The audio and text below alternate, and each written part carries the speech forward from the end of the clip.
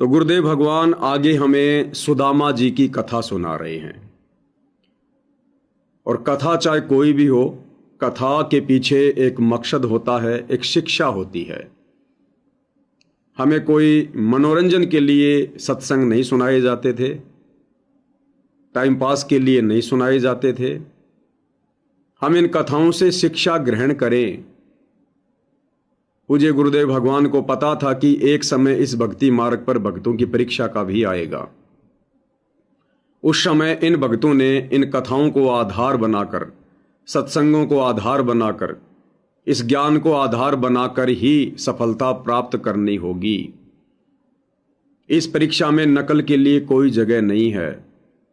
अगर हम कर भी लेंगे, यानी देखा देखी भी चलेंगे, भेड़ चाल में चलेंगे, तो अंतर्यामी परमात्मा से कुछ भी नहीं छुपा हुआ है। ये परीक्षा हर भगत ने अपने बलबूते पर ज्ञान को आधार बनाकर स्वयं ही पास करनी होती है, तभी हम मोक्ष प्राप्त कर पाएंगे। ये देखा देखी का मार्ग नहीं है, भेड़ चाल का मार्ग नहीं है। तो सुदामा जी की कथा के माध्यम से गुरुदेव भगवान हमें क्या दीक्षा दे रहे हैं, क्या शिक्षा दे रहे हैं, ध्यान से सुनिएगा। ग्रीव संगी सुदामा संत थे, दारिद्र का दरिया, कंचन मैल बख्श दिए, तंदूर भेंट चढ़ाए। सुदामा ब्राह्मण श्री कृष्ण जी के सहपाठी थे, क्लास फेलो थे, बचपन में एक ही पाठशाला में पढ़ा करते थे। और कहते सुदामा का तंदूर थोड़े से चावल खा के भगवान श्री कृष्ण ने उसका महल बना दिया। क्या करे गुरुदेव भगवान, समझने की आवश्यकता है भाई और बहनों। पूज्य गुरुदेव भगवान कह रहे हैं, गरीब संगी सुदामा संत थे, दारिद्र का दरियाए। संगी सुदामा संत थे, यानी श्री कृष्ण जी के संगी थे, उनके दोस्त थे सुदामा जी, और भगत भी थे, यानी अपनी भक्ति भी किया करते थे। और दारिद्र का दरियाए, दारिद्र का दरिया यानी गरीबी की हद पार हो रखी थी। इतना निर्धन था, इतना गरीब था, जैसे पानी का दरियाए, जहां पानी पानी हो, ऐसे दारिद्र का दरियाए, यानी गरीबी की हद पार, इतना गरीब था सुदामा। और दोस्त किसका था, परम मित्र किसका था, श्री कृष्ण जी का, द्वारिकाधीश का। दोनों बचपन में साथ साथ खेले, फिर गुरुकुल में दोनों संदीपनी ऋषि के यहां पर साथ साथ ही पढ़े, मित्र थे आपस में। और कंचन महल बख्श दिए, तंदुल भेंट चढ़वाए।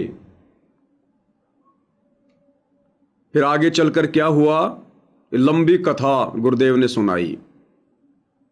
कंचन महल बख्श दिए, कब बख्श दिए, लंबे समय के बाद,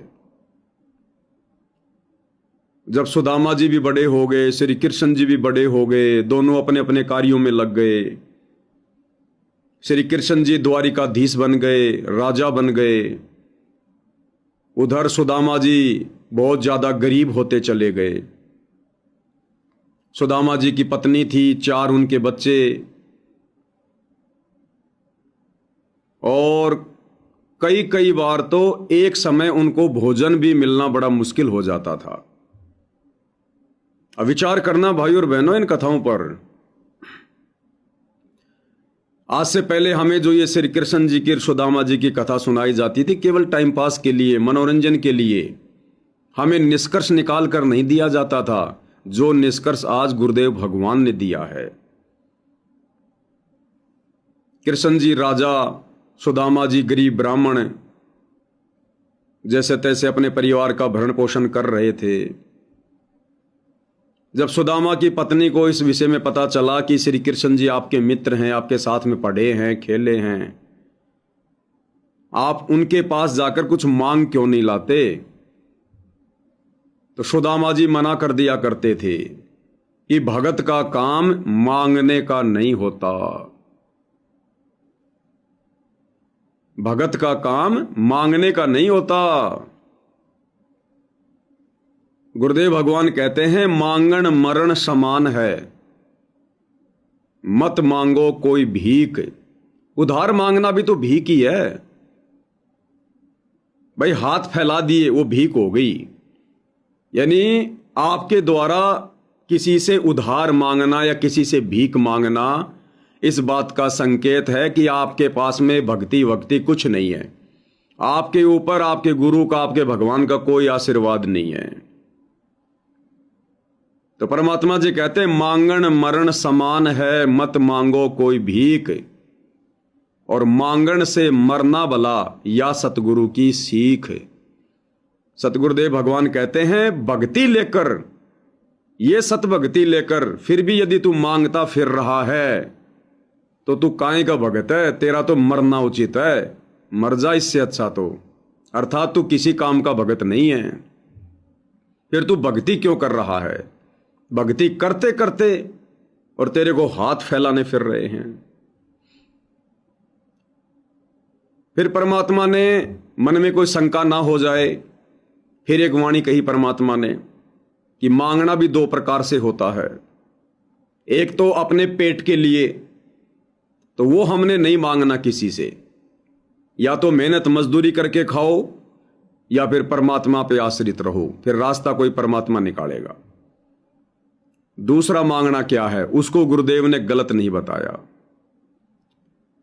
मांगू, क्या कहा गुरुदेव ने? मरूं पर मांगू नहीं, मरूं पर मांगू नहीं, तन अपने के काज। यानी मैं मर जाऊंगा लेकिन मांगूंगा नहीं। किस लिए?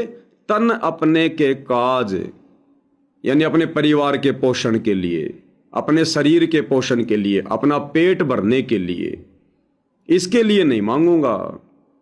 भले मैं मर जाऊं, मरूं पर मांगू नहीं, तन अपने के काज, पर परमार्थ के कारणे मोहे तनिक न आवे लाज। और यदि बात आएगी परमार्थ को लेकर, सेवा को लेकर, तो परमात्मा कहते फिर मुझे मांगने में कोई शर्म नहीं है।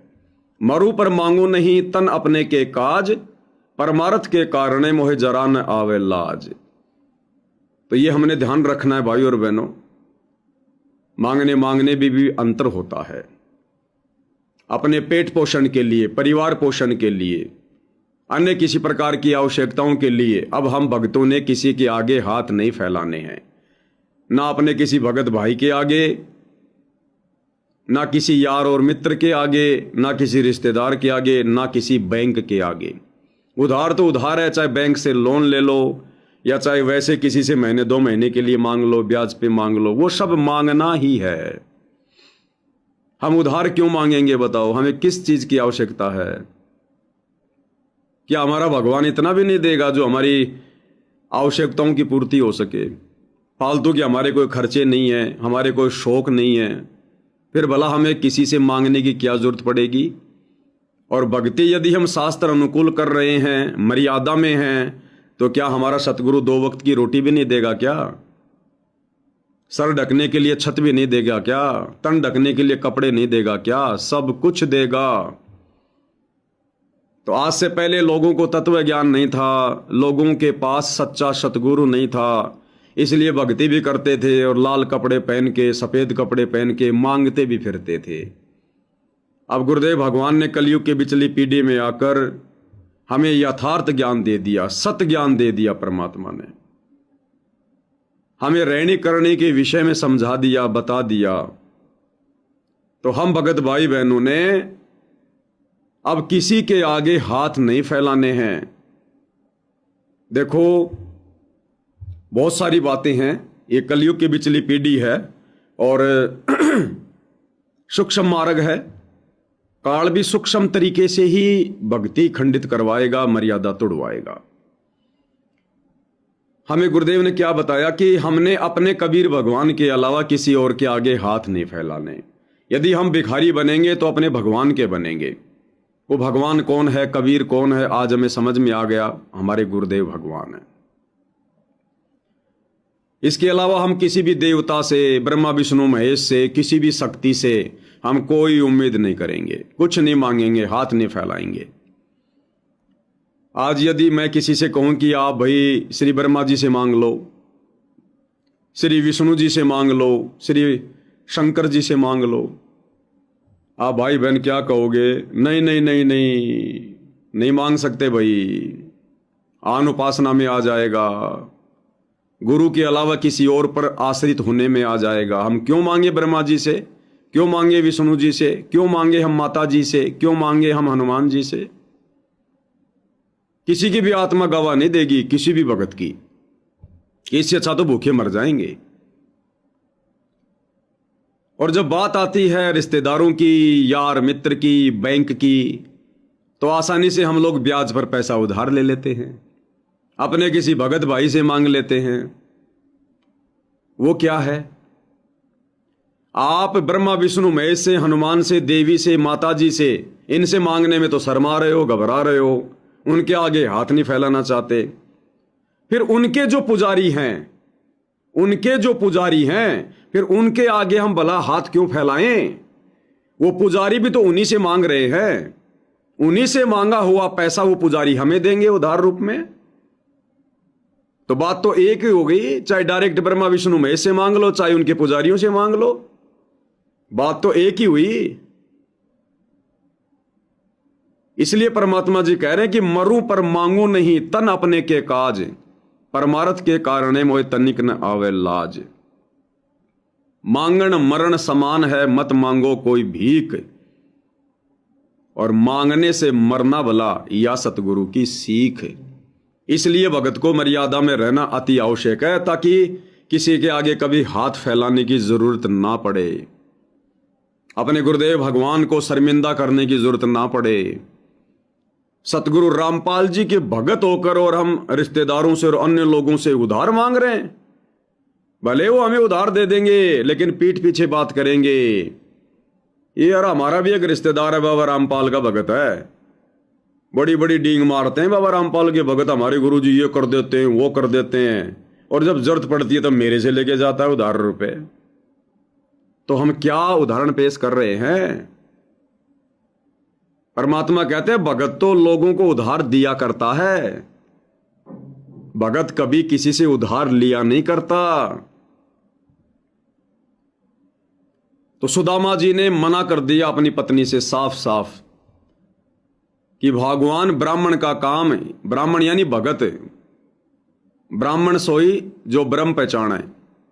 हमने ब्राह्मण समझ लिया जो ये जाति वाले हैं, शर्मा जी, पंडित जी, त्रिवेदी जी, चतुर्वेदी जी, द्विवेदी जी, शुक्ला जी, हमने इन लोगों को मान लिया ब्राह्मण।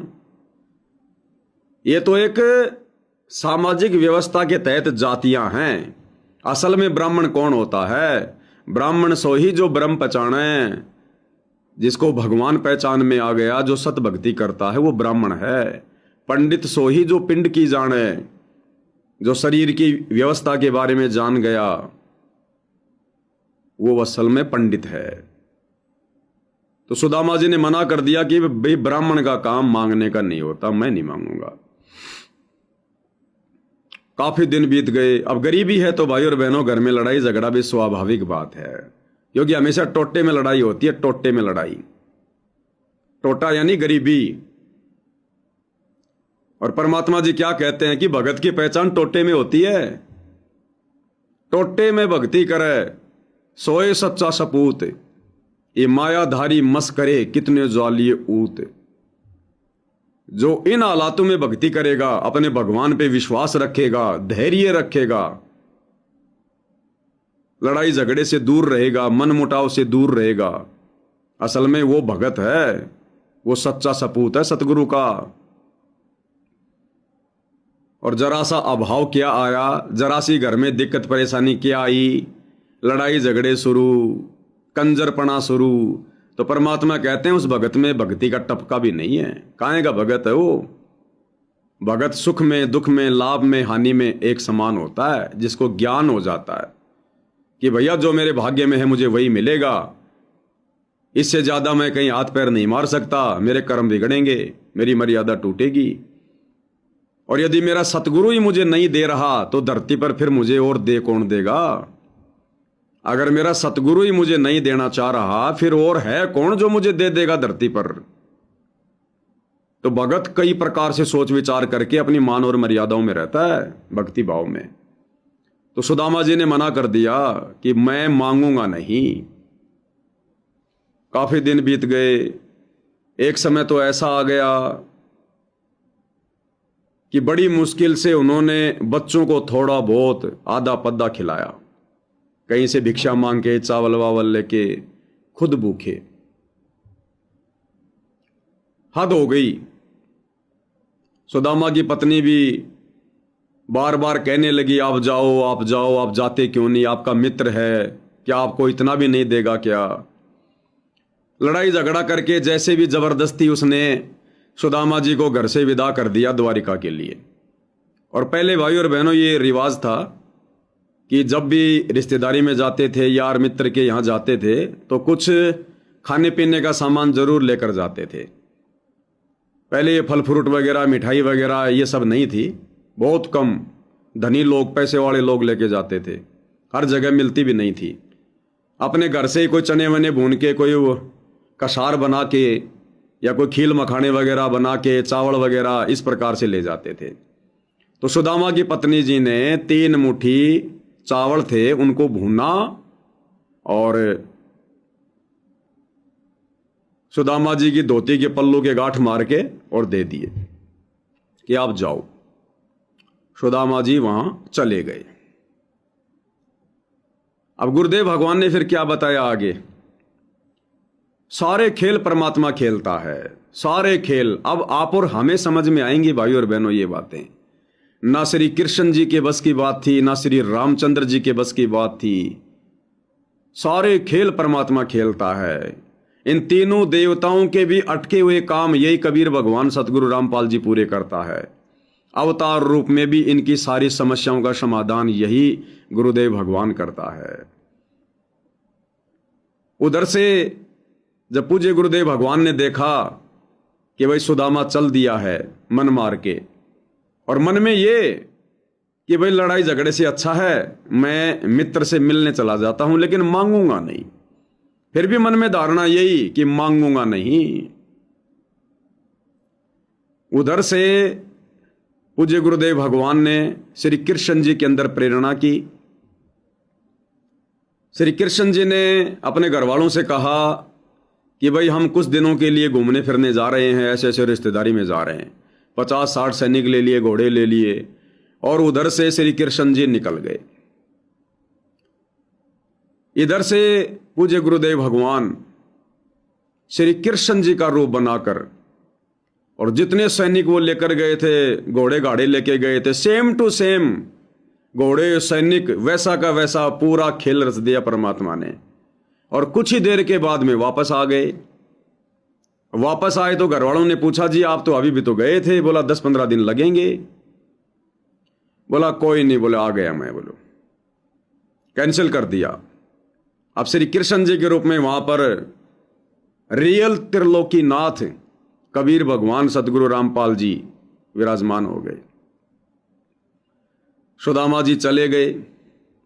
इधर से परमात्मा ने क्या किया, एक सेठ का रूप बनाया, बैलगाड़ी लेकर और अच्छा खासा सामान बैलगाड़ी में रखकर पीछे से सुदामा जी के घर पर सुदामा जी की जो पत्नी थी उसको दे गए। कोई भी बहाना बना के परमात्मा ने वहां पर राशन रख दिया। अब जैसे ही वहां सुदामा गए, और मालिक तो अंतर्यामी थे, जानी जान थे, लेकिन जैसे भी उनको द्वारपालों ने बताया कि जी ऐसे ऐसे को सुदामा नाम का कोई व्यक्ति है, दिखने में तो बहुत ज्यादा गरीब और दारिद्र है, लेकिन वो कह रहा कि मैं श्री कृष्ण जी का परम मित्र हूं। अब जब परमात्मा जी ने सुदामा जी का नाम सुना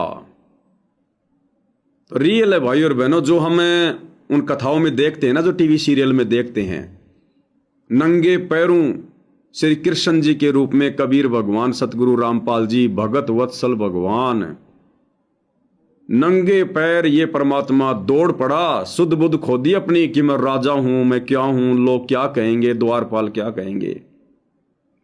नाम ही सुना था बस सुदामा का। दौड़ पड़े परमात्मा नंगे पैरों, आंखों में आंसू, और सबके सामने कुछ नहीं देखा भगवान ने, क्योंकि भाई और बहनों, सुदामा भी तो परमात्मा की आत्मा, ना जाने कितने जन्मों से परमात्मा उस आत्मा को भक्ति करवाते करवाते करवाते करवाते लेके आ रहे थे। और जब कोई विशेष आपत्ति आती है तो ये परमात्मा ही अपनी आत्माओं को संभालता है। तो परमात्मा जी श्री कृष्ण जी के रूप में नंगों पैर और सबके सामने सुदामा जी फटे हाल, और उनको अपनी बाहों में भर लिया। फूट फूट के रोने लगे परमात्मा उनसे लिपट कर, और लोग देख रहे हैं कि भगवान को क्या हो गया, भगवान को क्या हो गया, क्योंकि ये परमात्मा अपनी आत्मा देखता है। अगर श्री कृष्ण जी होते वहां उस समय, भाई और बहनों, ये कथाएं नहीं बन पाती। इस भगवान ने तो भक्ति को जीवित रखना होता है, लोगों के दिलो दिमाग में धार्मिकता को पैदा करके रखना होता है। अगर श्री कृष्ण होता उस समय रियल में, उसको कोई परवाह नहीं थी। क्या पता लोकलाज में आ जाता, शर्मा शर्मी में आ जाता, मिलने से इनकार कर देता, या मिलता भी तो खाली फॉर्मेलिटी सी करता। लेकिन परमात्मा ने इतिहास बनाने होते हैं कि भगत और भगवान के बीच में कितना प्रेम होता है, यदि भगत सच्चा है तो। बड़े आदर और सत्कार के साथ में सुदामा जी को महल में लेकर आए, और जिस सिंहासन पर परमात्मा जी बैठे हुए थे, उस सिंहासन पर श्री सुदामा जी को बैठाया। किसने? कबीर भगवान सतगुरु रामपाल जी ने। आज ये नादान संगत जो सतलोक आश्रमों से जुड़ी हुई है, साध संगति के अभाव में अपने भगवान को पहचान नहीं रही है, अपने गुरु को मानुष मान रही है, उनके चरण धोकर चरणामृत लेने से शर्मा रही है। शिक्षा लेनी चाहिए संगत को। परमात्मा जी ने अपने सिंहासन पर सुदामा जी को बैठाया, और पानी का थाल लेके आए, लोटा लेके आए पानी का, और सुदामा जी के पैर, आप समझ सकते हैं भाई और बहनों, कितनी मिट्टी धूल लगी होगी, कितना मैल होगा, कितने वो गंदे पैर होंगे। सुदामा जी को सिंहासन पर बैठाकर परमात्मा जी ने नीचे थाल रखा, लोटे से जल डाल डाल के परमात्मा सतगुरु रामपाल जी भगवान और अपनी आत्मा के चरण धो रहे हैं, अपने आत्मा के चरण, और आंखों से आंसू गिर रहे हैं। पानी से ज्यादा तो आंसू गिर रहे हैं। ये सोच कर कि देख मेरी आत्मा की क्या हाल कर दिया काल ने, मेरे से बिछुड़ने के बाद इनका क्या हाल हो जाता है, फिर भी ये नालायक मुझे पहचान नहीं पाते, बार बार मेरे से ये बिछुड़ जाते हैं। परमात्मा जी ने चरण धोए, अपने हाथों से टॉवेल से पूछा, अच्छी जगह पे फिर उनको बैठाया, और गुरुदेव ने बताया कि 7 दिन तक परमात्मा ने सुदामा जी को अपने महल में रखा। उन्हीं के साथ में रहना, सोना, खाना पीना, बातें करना। फिर सुदामा जी को अपने बच्चों की याद आई। मालिक ने याद आने नहीं दी बीच में। 7वें दिन सुदामा जी को अपने बच्चों की याद आई कि ओहो, मैं तो बच्चों को किस हाल में छोड़ के आया था, क्या पता जिंदा भी हैं या नहीं हैं। घर में अनाज था ही नहीं बिल्कुल भी। तो सुदामा जी ने कहा कि मित्र, अब मैं जाऊंगा। अब देखो खेल परमात्मा जी के, ये उदाहरण ऐसे नहीं बनते। 7 दिन बीत गए, सुदामा ने भी नहीं मांगा, अपने मुख से नहीं कहा, जबकि उसकी हालत सब कुछ बयान कर रही थी, लेकिन सुदामा ने अपने मुख से नहीं कहा। इधर से कबीर भगवान सतगुरु रामपाल जी ने भी नहीं कहा कि सुदामा कुछ ले जा। परमात्मा ने कहा कि और सब क्या हालचाल है भाई, बाल बच्चे सब मौज में हैं, मजे में हैं। सुदामा ने भी यही कहा कि भगवान जब आपका आशीर्वाद है तो फिर कमी किस चीज की? कि आपका आशीर्वाद है तो कमी किस चीज की? और आज संगत में क्या हो रहा है? ये प्रार्थनाओं के नंबर दे रखे हैं आश्रम वालों ने। मांगने वालों की कमी नहीं है। अच्छे अच्छे भगत कटोरा लेके खड़े हैं। इन्हें शर्म नहीं आती कि हमारे भगवान किस हाल में जेल में बैठे हैं, हमारे गुरुदेव किस हाल में जेल में बैठे हैं, फिर भी मांगने वालों की कमी नहीं है। कोई बेटा मांगता है जब वीडियो कॉल आती है, ऑडियो कॉल आती है जेल से, कोई बेटा मांगता है, कोई बेटी मांगता है, कोई नौकरी मांगता है, कोई मकान की डिमांड करता है। और ये नहीं देख रहे कि हमारा बाप जेल में किस हाल में बैठा है। मर्यादा में रह के भक्ति करके कोई नहीं लेना चाहता भगवान से। सबको बैठे बैठे चाहिए, भक्ति भी ना करनी पड़े, मर्यादा भी ना निभानी पड़े, और बस मांगने से हमारा काम चल जाए। 7 दिन हो गए सुदामा ने ये नहीं कहा कि मुझे कुछ दे दे, और ऊपर से भगवान कह रहा कि घर परिवार सब ठीक है, कुशल मंगल है, कोई कमी तो नहीं किस चीज की। फिर भी ये कह रहा कि भगवान जब आप हो तो फिर कमी किस चीज की? परमात्मा ने भी नहीं दिया। उसके देने का तरीका कुछ और है, जिस तरीके को आज कोई भगत समझ ही नहीं पा रहा।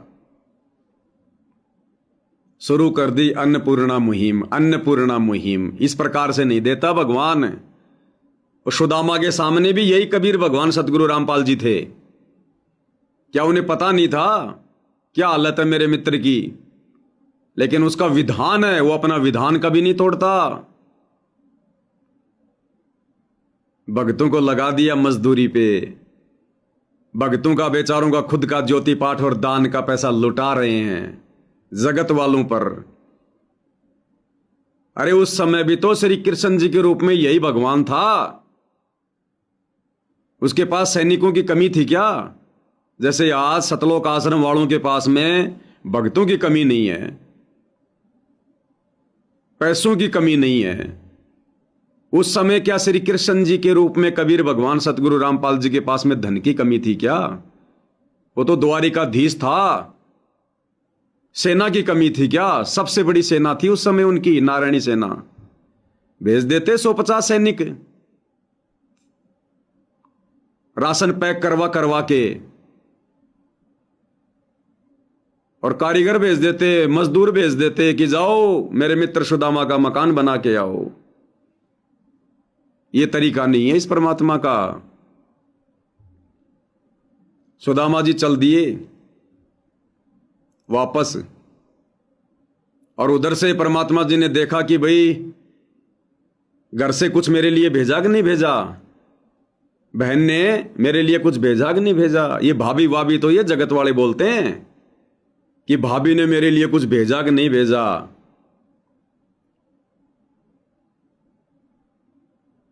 तो मालिक ने कहा कि बहन ने कुछ भेजा कि नहीं भेजा।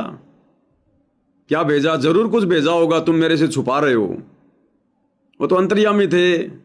जबरदस्ती सुदामा जी छुपाना चाह रहे थे कि ये द्वारिकाधीश, ये 56 प्रकार के व्यंजन खाने वाला, ये भुने हुए चावल कैसे खाएगा?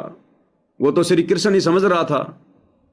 जबरदस्ती परमात्मा ने छीन के और वो चावल खाए, और सुदामा जी को नए कपड़े पहना दिए। वो वाले कपड़े तो उतार दिए और नए कपड़े सुदामा जी को सिलवाकर पहना दिए, और बड़े प्यार प्रेम के साथ में सुदामा जी को विदा कर दिया। दिया कुछ नहीं, ना उसने मांगा, क्योंकि भगवान का देने का तरीका अलग है। सुदामा जी चल दिए। उस समय पैदल यात्रा थी। हालांकि लोग बैलगाड़ी में भी चलते थे, घोड़ों पर, हाथी पर भी चलते थे, लेकिन वो तो बेचारा गरीब था, चल दिया पैदल। अब रास्ते में उसके मन में दोष आ गया। रास्ते में सुदामा जी के मन में दोष उत्पन्न हो गया। ये आप और हमारे लिए शिक्षा है भाई और बहनों। केवल ये कथा नहीं सुननी हमने, ये कथा तो पूरी दुनिया ने सुन रखी है। हमने निष्कर्ष निकालना। रास्ते में सुदामा जी के मन में दोष आ गया कि वास्तव में दुनिया सही कहती है कि मित्रता बराबर वालों में होनी चाहिए, बराबर वालों में। मेरे से बार बार पूछ रहा था, घर वाले सब ठीक है ना, और तो मौज है ना? क्या उसे मेरी हालत दिखाई नहीं दे रही थी? मेरे फटे पुराने कपड़े, मेरी फटी पुरानी जूतियां, मेरी हालत क्या हो रही है, क्या उसे दिखाई नहीं दे रहा था? मेरा मजाक कर रहा था, मेरा मजाक। ये दोष सुदामा जी के मन में आ गया। आप और हमारे लिए शिक्षा है। ये दोष मन में आया ही था। उधर से 2-4 लुटेरे आ गए सामने से, और उन्होंने सोचा भाई आज तो बड़ा पैसे वाला आदमी आ रहा है, क्योंकि बढ़िया बढ़िया सफेद कपड़े पहन रखे थे, नए नए ताजा ताजा। उन्होंने सोचा कि कोई सेठ है और उगाई करके आया है, जरूर इसके पास में पैसे मिलेंगे। तो पहले तो सुदामा की ढंग से करी ठुकाई कि सामने वाले को पहले अधमरा कर दो। तो उन दोनों तीनों ने लग के पहले तो सुदामा की ढंग से करी ठुकाई, और फिर उसकी जेब जाब टटोली तो चवन्नी मिली नहीं। तो उन्होंने सुदामा जी के कपड़े निकाल लिए, नंगा कर दिया बिल्कुल। बोला चल ये कपड़े निकालो, इसके कपड़े निकाल लिए। अब सुदामा जी बेचारा जैसे भी था अपने गुप्तांग वगैरह को ढक के चल पड़ा। रात्रि का समय हो गया। अब रात्रि के समय जैसे ही अपने गांव के नजदीक गया, घर के नजदीक गया, अब शर्म आ रही, जाऊं कैसे? उधर से परमात्मा ने क्या खेल खेला?